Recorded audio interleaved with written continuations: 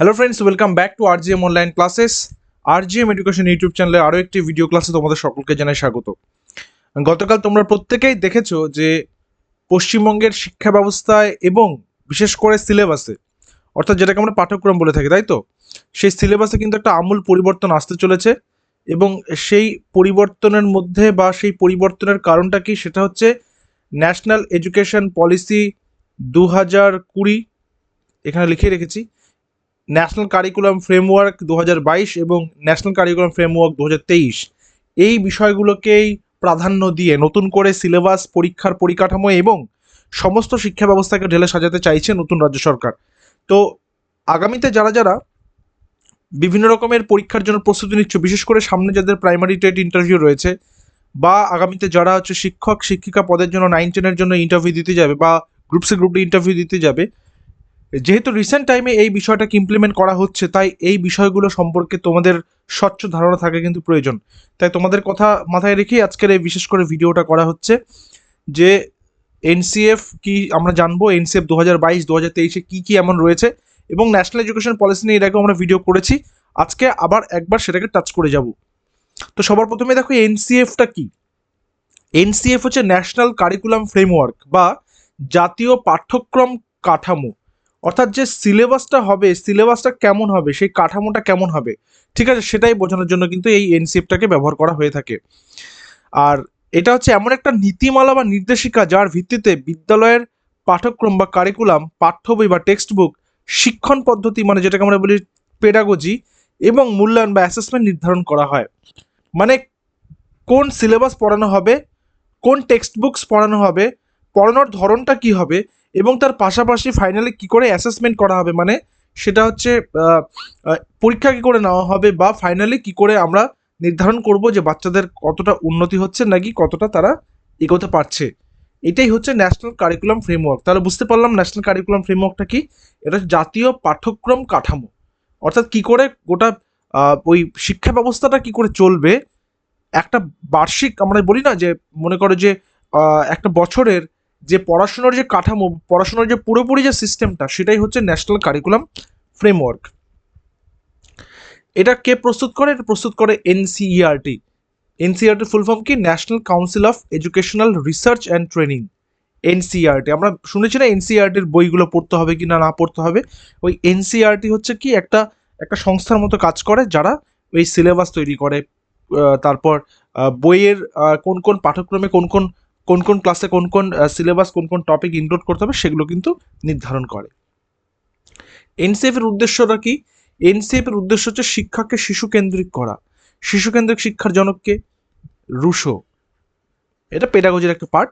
এই এনসিএফ এর উদ্দেশ্যটা কি? তাহলে শিক্ষাকে শিশু কেন্দ্রিক করা, মুখস্থ বিদ্যার পরিবর্তে ধারণা ভিত্তিক বা কনসেপচুয়াল শিক্ষা চালু করা, যাতে করে সেই বাচ্চাগুলোকে কি করা যায়, ক্রিয়েটিভ, তাদের মধ্যে ক্রিয়েটিভিটি বাড়ানো যায়, তাদের মধ্যে কি বাড়ানো যায়, ক্রিয়েটিভিটি বাড়ানো যায়।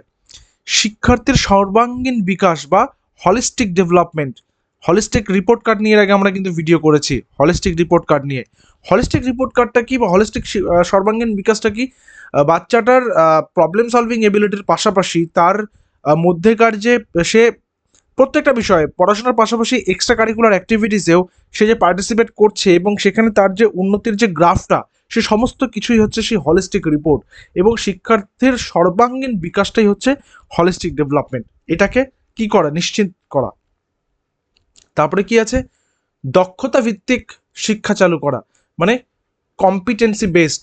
কম্পিটেন্সি বেসড মানে হচ্ছে তার মধ্যে প্রবলেম সলভিং এবিলিটি কতটা হচ্ছে, প্রবলেম সলভিং এবিলিটি কতটা বাড়লো, বা প্রবলেম সলভিং ক্ষমতা কতটা এগিয়ে আসলো, সেই বিষয়টা কিন্তু দেখবে।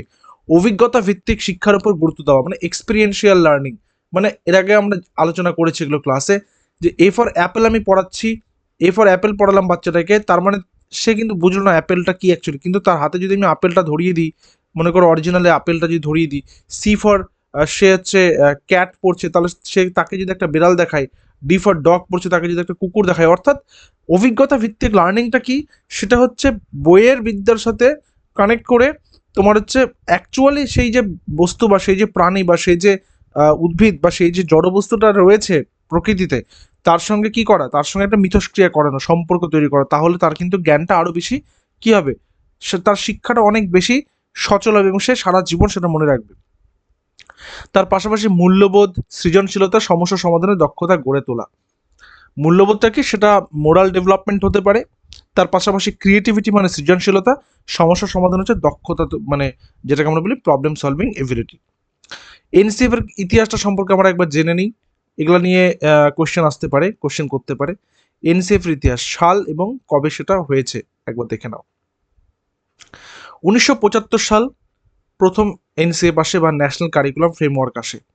তারপরে দ্বিতীয়বার আসে 1988-তে, 2000-এ আসে তৃতীয় এনসিএফ, চতুর্থ এনসিএফ আস্তে আস্তে চলে আসে 2005 সাল, এবং তারপর একটা দীর্ঘ সময়ের পর 2022 national curriculum framework for foundational stage, ভিত্তি স্তরের যেটা, আর 2023 এনসিএফ ফর স্কুল এডুকেশন। ঠিক আছে, অর্থাৎ এই দুটোকে বেস করেই কিন্তু বর্তমান সিলেবাসটা করা হচ্ছে। বোঝা গেল? এবার যখনই আমরা এনসিএফটা করব তখনই কিন্তু আমাদের ন্যাশনাল এডুকেশন পলিসি সম্পর্কে ধারণাটা আসতে হবে। তো সেটা একবার আমরা দেখে নেব। তার আগে দেখে নাও, এনসিএফ 2022 এবং এনসিএফ 2023 তৈরি হয়েছে ন্যাশনাল এডুকেশন পলিসি 2020-র উপর ভিত্তি করেই। এই ন্যাশনাল এডুকেশন পলিসি 2020-তে নতুন কি কাঠামো এমন এসছে যে নতুন করে এনসিএফ তৈরি করতে হলো, সেটা একবার দেখে নিই। 2020-র আগে কি ছিল? 2020-র আগে ছিল 10+2, 10+2, ঠিক আছে, বা 10+2+3 এই সিস্টেম ছিল, অর্থাৎ মাধ্যমিক, এইচএস, গ্রাজুয়েশন। সবাই বুঝতে পারছি? সবাই বুঝতে পারছি? আমরা তো কম বেশি সবাই এই সিস্টেমের মধ্যে দিয়েই পড়াশোনা করে এসছি, তাই না? বর্তমানে কি করা হলো, 5+3+3+4, এটা নিয়ে এর আগে বিস্তারিত ডিসকাশন করেছি, আজকেও একবার টাচ করে করে যাব। 5+3+3+4 একবার তোমরা ইউটিউবে সার্চ করে নেবে, এনইপি 2020 আরজিএম এডুকেশন, আমাদের চ্যানেলের নামটা লিখলে তোমাদের সেই বিস্তারিত ভিডিওটা তোমরা পেয়ে যাবে। তোমাদের মধ্যে অনেকে সেই ভিডিওটা দেখে নিয়েছো, ওটা একবার দেখলে একদম দেখবে তোমাদের থট প্রসেসটা ক্লিয়ার হয়ে যাচ্ছে।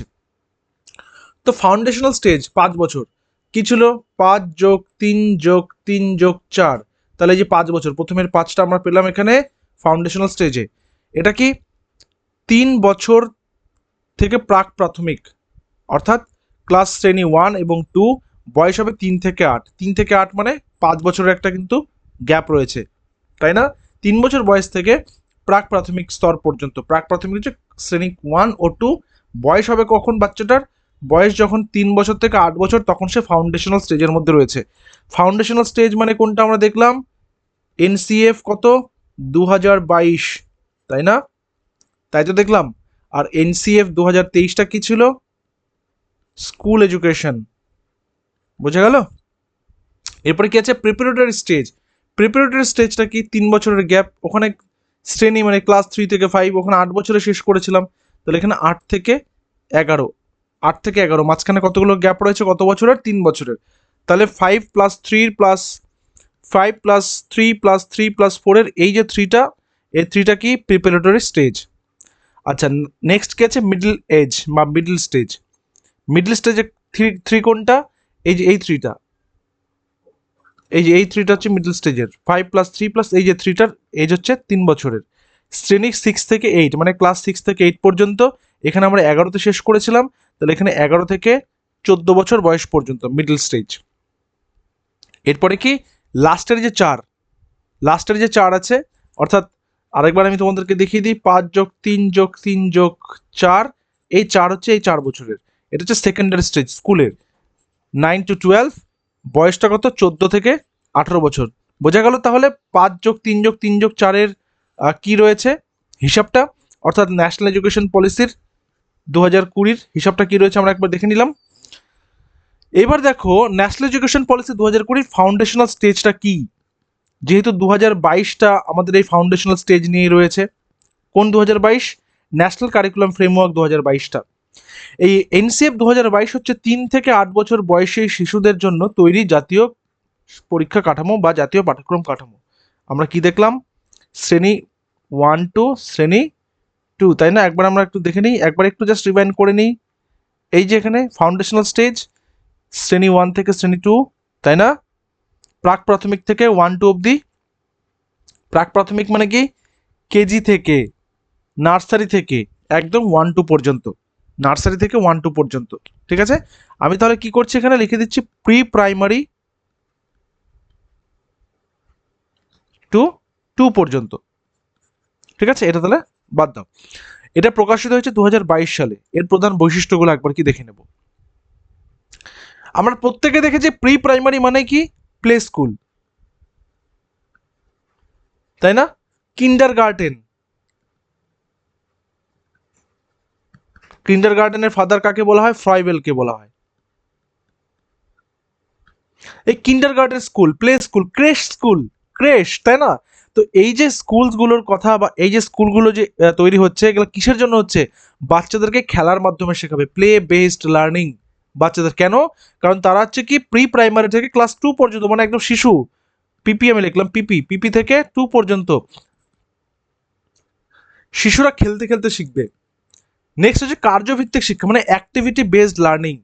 অর্থাৎ এই যে আমি এখনই বললাম যে বাচ্চাদের টেবিলের মধ্যে মনে করো হচ্ছে অ্যাপেল, তারপর পেন, তারপর তোমার হচ্ছে পেন্সিল, তারপর তোমার আরও কিছু বুকস, ঠিক আছে, রাখা হয়েছে এবং বলা হচ্ছে যে তুমি আসো অয়ন, তুমি আসো, পেন কোনটা ওঠাও, তখনও পেনটা ওঠাচ্ছে। তাহলে এটা কি ওই অ্যাক্টিভিটি, মানে কাজ করার মাধ্যমে শিখছে, যে এটা হচ্ছে পেন।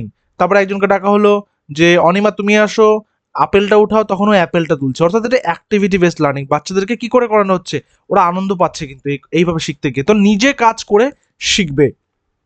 অভিজ্ঞতা ভিত্তিক আমরা বললামই, সেম একই জিনিস, এক্সপেরিয়েন্সিয়াল লার্নিং, অর্থাৎ অভিজ্ঞতা ভিত্তিক শিক্ষা মানে বাস্তব অভিজ্ঞতার মাধ্যমে শেখানো হবে। এই যে আগেরটা দেখো যেটা আমি উদাহরণটা দিলাম, সেটাও বাস্তব অভিজ্ঞতার মাধ্যমে শেখানো হলো। অর্থাৎ মানে পুঁথিগত বিদ্যার সাথে বাস্তবের যে বিষয়গুলো রয়েছে সেগুলোর সম্পর্ক তৈরি করা। তারপরে কি দিয়েছে, মাতৃভাষার উপর গুরুত্ব। মাতৃভাষার উপর গুরুত্বের একটা সীমা দিয়েছে, সেটা কি, কমপক্ষে ক্লাস 5 পর্যন্ত, সম্ভব হলে ক্লাস 8 পর্যন্ত মাতৃভাষা বা স্থানীয় ভাষায় শিক্ষাদানের উপর জোর দেওয়া হবে। তো যখনই আমরা মাতৃভাষা শিক্ষাদানের কথা বলবো, তখন এখানে একটা কথা তোমরা ভালো করে জেনে রাখবে। একটা প্রশ্ন খুব আসে, ত্রিভাষা কমিশন। ত্রিভাষা কমিশন আমরা শিক্ষা কমিশন নিয়েও কিন্তু ক্লাসেসগুলো করেছি। ত্রিভাষা কমিশন হচ্ছে কোঠারি কমিশন। কোঠারি কমিশনের কথা কিন্তু বলা হয়েছে। ভারতবর্ষে কোঠারি কমিশনের মধ্যে মাতৃভাষা প্লাস হিন্দি প্লাস ইংলিশ, এই তিনটা ভাষার কিন্তু উপর গুরুত্ব দেওয়া হয়েছে। যদিও যেহেতু বর্তমানে হিন্দি এবং ইংলিশ হচ্ছে আমাদের ভারতবর্ষের অ্যাসোসিয়েট অফিসিয়াল ল্যাঙ্গুয়েজ। মনে রাখবে, ভারতের কোনো জাতীয় ভাষা কিন্তু নেই, ভারতের কোনো জাতীয় ভাষা হয় না। এখানে সংবিধান স্বীকৃত 23টা ভাষাই জাতীয় ভাষা, কিন্তু অ্যাসোসিয়েট অফিসিয়াল ল্যাঙ্গুয়েজ হচ্ছে হিন্দি এবং ইংরেজি, ঠিক আছে? এবং এই দুটো ভাষা এবং তার সাথে মাতৃভাষা শেখানোর কথাই কিন্তু বলা হয়েছে কোঠারি কমিশনে। তো কমপক্ষে ক্লাস 5 পর্যন্ত, সম্ভব হলে ক্লাস 8 পর্যন্ত মাতৃভাষা এবং মাতৃভাষার শিক্ষাদান কিন্তু করাতে হবে। নেক্সট হচ্ছে কি, FLN, ভালো করে দেখবে, foundational literacy and numeracy. Foundational literacy numeracy, যাতে বাচ্চারা পড়তে পারে, লিখতে পারে এবং নিউমেরেসি বলেছে গণনা করতে পারে, ঠিক আছে? অর্থাৎ তারা যোগ বিয়োগ গুণ ভাগে যে বেসিক যে ব্যাপারগুলো, সেগুলো যেন তারা শিখতে পারে এবং তারা যেন ওই ডিজিটগুলোকে চিনতে পারে, ঠিক আছে? এবং পড়তে এবং যাতে লিখতে পারে, এই দক্ষতা কিন্তু ক্লাস 2 এর, মানে পিপি থেকে শুরু করে ক্লাস 2 এর মধ্যেই বাচ্চাদের মধ্যে ডেভেলপ করে দিতে হবে, ঠিক আছে? এই তিনটি দক্ষতায় পারদর্শী করতে হবে। এছাড়া খেলনা, গল্প, গান, ছবি, কি বলেছে, শিশুর শেখার প্রধান মাধ্যম কি হবে? গল্পের মাধ্যমে, গানের মাধ্যমে, নাটকের মাধ্যমে, খেলনার মাধ্যমে, ছবির মাধ্যমে।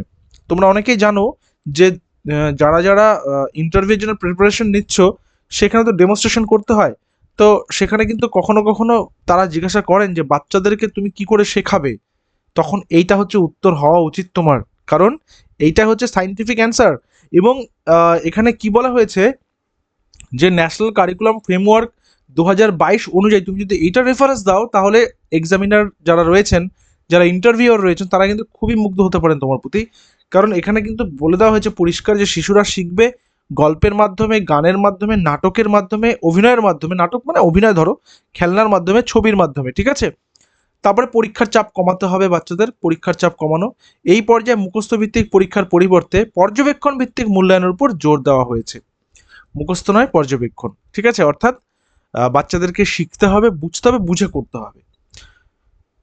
এনসিএফ 2022টা বুঝতে কারো প্রবলেম হলো? আশা করি প্রবলেম নেই। এনসিএফ 2023 স্কুল বেসড এডুকেশন যেটা বা স্কুল এডুকেশন কি এটা আগে জেনে নেব। এনসিএফ 2022 হচ্ছে ক্লাস 1 থেকে 12 পর্যন্ত বা 3 থেকে 12 পর্যন্ত তুমি ধরতে পারো। এটা বিদ্যালয় শিক্ষার জন্য জাতীয় পাঠ্যক্রম পরিকাঠামো। এর প্রধান উদ্দেশ্য কি? দক্ষতা ভিত্তিক শিক্ষা, মানে প্রবলেম সলভিং এবিলিটি থাকবে তার মধ্যে যে কোনো রকমের সমস্যার সমাধান করা, যে কোনো রকমের বিষয়গুলোকে গ্রহণ করার একটা দক্ষতা থাকবে। সমন্বিত শিক্ষাটা কি? সেটা হচ্ছে ওই যে আমি বারংবার একটা কথাই বলছি, যেটাকে মিথস্ক্রিয়া বলছি। সমন্বিত শিক্ষা হচ্ছে পাঠ্যপুস্তকের পাশাপাশি প্রকৃতির সঙ্গে যে একটা জ্ঞানের মেলবন্ধন, সেই বিষয়টা। জীবনমুখী শিক্ষা, যেই শিক্ষাটা আজকে আমি মনে করো যে 5ই জুন 5th জুন সম্পর্কে আমি বাচ্চাদেরকে পড়াচ্ছি। কেন পড়াচ্ছি? শুধুমাত্র পরিবেশ দিবস বলে। পরিবেশ দিবস কেন দরকার আমাদের প্রত্যেকের জন্য, সেই বিষয়টা তাদেরকে জানানো। এবং তার পাশাপাশি যে ওই আবর্জনা পরিষ্কার করার কেন প্রয়োজন, পরিষ্কার পরিচ্ছন্ন জামাকাপড় পরা কেন প্রয়োজন, আমি পরিবেশবিদ্যার ক্লাসের কথা বলছি, সেই সমস্ত বিষয়গুলো তাদেরকে শেখাচ্ছি। তো জীবনমুখী শিক্ষা হচ্ছে যেগুলো জীবনে পথ চলতে সাহায্য করবে, যেই শিক্ষাটা গ্রহণ করা প্রত্যেকের প্রয়োজন। সমালোচনামূলক চিন্তা, অর্থাৎ তাদের মধ্যে চিন্তা করতে হবে যে যে কোনো বিষয়কেই অবশ্যই কনস্ট্রাকটিভ হবে, সেটা ডিস্ট্রাকটিভ অ্যানালাইসিস নয় বা ক্রিটিসিজম নয়, এখানে কনস্ট্রাকটিভ হবে। কনস্ট্রাকটিভ ইন দ্য সেন্স যে যেন সেই সমালোচনাগুলো করলে তাদের জ্ঞানের পরিসরটা বাড়ে নাকি কমে। ওকে, এরপরে কি সৃজনশীলতা, মূল্যবোধ। সৃজনশীলতা তো আমরা বুঝলামই যে ক্রিয়েটিভিটি, মূল্যবোধ হচ্ছে যেটা হচ্ছে এথিক্স বা আমরা বলতে পারি মোরাল ডেভেলপমেন্ট। এই মোরাল ডেভেলপমেন্ট থিওরি কে দিয়েছেন? Lawrence Kohlberg. ঠিক আছে, তোমরা যখন এগুলো প্রশ্ন করতে যাবে, মানে এগুলো যখন তথ্য তোমরা দিবে ইন্টারভিউয়ারকে, তখন কিন্তু তারা কিন্তু কাউন্টার কোয়েশ্চেন করতে পারে। তো সেই শব্দগুলোর অরিজিন কি, কোথা থেকে এলো, সেগুলো সম্পর্কে একটু জেনে রাখাই তোমাদের জন্য ভালো। আচ্ছা, এনসিএফ 2023-এর গুরুত্বপূর্ণ বৈশিষ্ট্য। সবার প্রথমে কম্পিটেন্সি বেসড এডুকেশন। কম্পিটেন্সি মানে শুধু তথ্য মুখস্থ নয়, শিক্ষার্থী কি করতে পারে সেটাই গুরুত্বপূর্ণ, অর্থাৎ তার এবিলিটি, তার কার্যক্ষমতা। এবিলিটি বা কার্যক্ষমতাই হচ্ছে তার শিক্ষার্থীর কি পরিচয়। এক্সপিরিয়েন্সিয়াল লার্নিং মানে বাস্তব কাজের মাধ্যমে শেখা। আমরা বিষয়গুলোকে বারবার জানলাম, যে কোনো কাজকে তারা যখন নিজে বাস্তব অভিজ্ঞতার মাধ্যমে সম্পন্ন করবে, তখন কিন্তু এক্সপিরিয়েন্সিয়াল লার্নিংটা সম্পন্ন হবে। মাল্টি ডিসিপ্লিনারি লার্নিং, বিভিন্ন বিষয়কে একসঙ্গে যুক্ত করে শিক্ষা। Multi disciplinary. ফ্লেক্সিবল কারিকুলাম, শিক্ষার্থীর আগ্রহ অনুযায়ী বিষয় নির্বাচনের সুযোগ বৃদ্ধি। অর্থাৎ মানে আমার কাছে মনে করো, এখানে তো আগ্রহ অনুযায়ী বলেছে, আমার কাছে 50 জন স্টুডেন্ট রয়েছে ক্লাসে, তার মধ্যে 5 জন স্টুডেন্ট খুবই অ্যাডভান্স। ঠিক আছে, খুবই অ্যাডভান্স। তার কারণ 5 জন স্টুডেন্ট খুবই অ্যাডভান্স, তার কারণটা কি? তার কারণ হচ্ছে তারা মনে করছে যে ক্লাসে যেই পড়াটা হচ্ছে তাদের সেই পড়াটা কমপ্লিট হয়ে গেছে, তারা এগিয়ে যেতে চায় আরও। তখন তাকেও কিন্তু সুযোগ দিতে হবে আমাকে, সেটাকেও আমরা রিমিডিয়াল ক্লাসেস বলবো।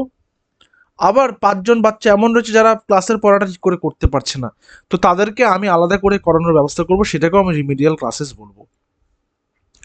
স্কিল ডেভেলপমেন্টের মধ্যে যোগাযোগ দক্ষতা, সমস্যা সমাধান, ডিজিটাল দক্ষতা, সহযোগিতা, এই সবই কিন্তু রয়েছে। ডিজিটাল দক্ষতা, বর্তমানে ডিজিটালাইজেশন তো চলছেই, তো বর্তমানে প্রত্যেকটা বাচ্চাই এখন মোবাইল ফোনের সঙ্গে ওতপ্রোতভাবে জড়িত এবং থাকা উচিত, কিন্তু সেটা অবশ্যই একটা সময় বাউন্ড একটা পরিসরের মধ্যে। ঠিক আছে, এমন না যে তাদেরকে বন্ধই করে দিতে হবে, যে তারা যেন আর কখনোই ফোন টোন না ঘাটে, এটা করা যাবে না। আর্ট ইন্টিগ্রেটেড লার্নিং মানে শিল্পের মাধ্যমে শিক্ষা। এটা শিল্প বলতে এখানে বোঝানো চেয়েছে সেটা যে কোনো রকমের হতে পারে, ড্রয়িং হতে পারে, প্রজেক্ট হতে পারে, প্র্যাকটিক্যাল হতে পারে, এই সমস্ত কিছুই। স্পোর্টস ইন্টিগ্রেটেড লার্নিং, এটা কি? খেলার মাধ্যমে শিক্ষা। এটা কীরকম? এটা হতে পারে স্পোর্টস, হতে পারে খেলাধুলা, হতে পারে, মানে অ্যাক্টিভিটি বেসড, আমরা এক কথা বলছি। খুব ইম্পর্টেন্ট হচ্ছে ইনক্লুসিভ এডুকেশন।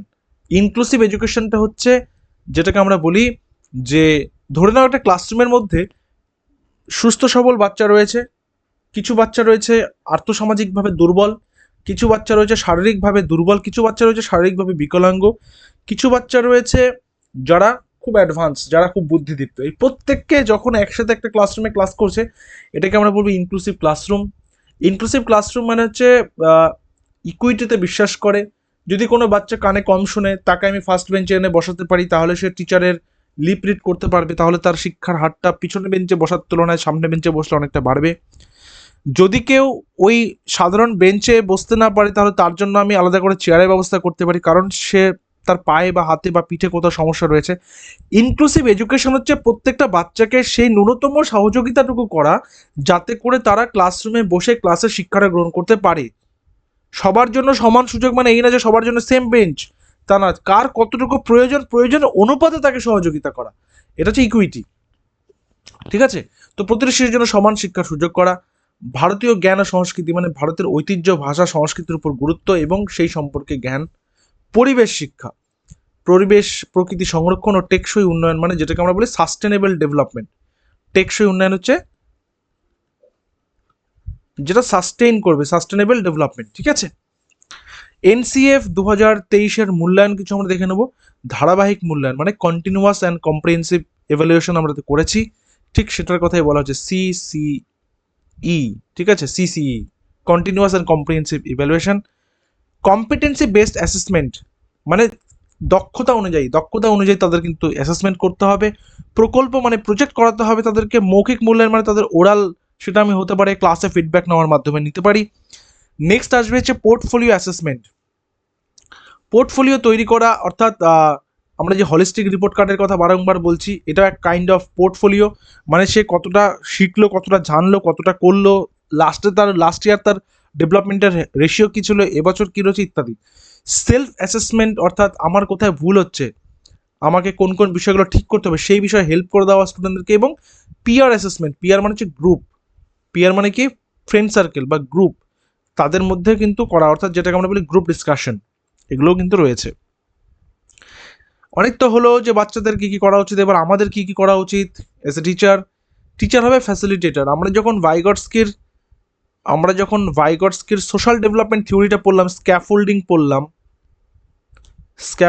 পড়লাম, তখন সেখানে আমরা ফ্যাসিলিটেটর শব্দটা বারংবার উচ্চারণ করেছি। কেন? কারণ একটা বাচ্চা, মনে করো আজকে ওই বাচ্চাটা এই পজিশনে রয়েছে, কিন্তু তার মধ্যে এই পজিশনে যাওয়ার ক্ষমতা বিদ্যমান, এ পজিশন থেকে বি পজিশনে যাওয়ার ক্ষমতা বিদ্যমান, কিন্তু সে এখানে স্ট্রাগল করছে। তাকে একজন টিচার অ্যাজ এ ফ্যাসিলিটেটর যখন তাকে হেল্প করলো, মানে হেল্প করলো বলতে হেল্প টু রিচ দ্য গোল, নাকি তাকে ধরে গোলে নিয়ে গেল তা নয়, তাকে হেল্প করলো, যেখানে আটকে যাচ্ছে একটু হেল্প করে দিচ্ছে। তো সেইভাবে সেই বাচ্চাটা ডেভেলপ করলো, এখানে এসে পৌঁছালো। তো এটাকে আমরা বলবো ফ্যাসিলিটেটর অ্যাজ এ টিচার। তাহলে বাচ্চাকে তার যেখানে বাচ্চাটা রয়েছে বা যেই জ্ঞানের পরিসরে বা যেই ডেভেলপমেন্টের পরিসরে রয়েছে, সেখান থেকে তার মধ্যে যেই ডেভেলপমেন্টের পরিসরে যাওয়ার সম্ভাব্য একটা বা সম্ভাবনা রয়েছে, সেইটাই হচ্ছে ফ্যাসিলিটেটরের কাজ। তারপরে কি গাইড মানে হচ্ছে তার পথ প্রদর্শক। মেন্টার মানেও এক কাইন্ড অফ বলতে পারো যে তার পথ প্রদর্শকই হলো। মোটিভেটর, তাকে মোটিভেশন দেবে। এবং ক্লাসরুম ইনোভেশন করতে হবে। প্রতিদিন একই রকমের গতানুগতিক নিয়মে পড়ানো নয়, একটু নতুনত্ব আনতে হবে, যাতে করে বাচ্চারা খুব ইন্টারেস্ট পায়। এবার আমরা দেখবো এনসিএফ 22 এবং 23-এর কী কী পার্থক্য আছে। 22টা ফাউন্ডেশনাল স্টেজ আমরা জানলাম, একটু রিভাইন্ড করো তোমরা, ঠিক আছে? যারা ক্লাসটা গোটাটা দেখেছো, এই অবধি যেহেতু এসছো, তাহলে মোটামুটি তোমরা গোটাটা দেখেছো, এবার রিভাইন্ড করো। তো এনসিএফ 2022 মানে হচ্ছে ফাউন্ডেশনাল স্টেজ, মানে প্রি প্রাইমারি থেকে ক্লাস 1-2 পর্যন্ত, বা প্রি প্রাইমারিটা গোটাটাই। আর স্কুল এডুকেশন মানে হচ্ছে ক্লাস 1 থেকে ক্লাস 12 পর্যন্ত। প্লে বেসড, খেলা নির্ভর শিক্ষা হবে। আর এটা কম্পিটেন্সি বেসড, মানে তাদের হচ্ছে হবে দক্ষতা নির্ভর শিক্ষা। এফএলএন এর গুরুত্ব দেওয়া হবে। এফএলএনটা কি আমরা দেখলাম আজকে, স্কিল ডেভেলপমেন্ট করতে হবে। স্টোরি প্লে অ্যাক্টিভিটির মাধ্যমে শিখবে বাচ্চারা, আর এখানে প্রজেক্ট রিসার্চ আর স্কিলের মাধ্যমে শিখবে বাচ্চারা। ঠিক আছে? গুরুত্বপূর্ণ তথ্য কি, এনসিএফ এর full form national curriculum framework. Okay? NCF তৈরি করে কে? এনসিএফ তৈরি করে এনসিআরটি।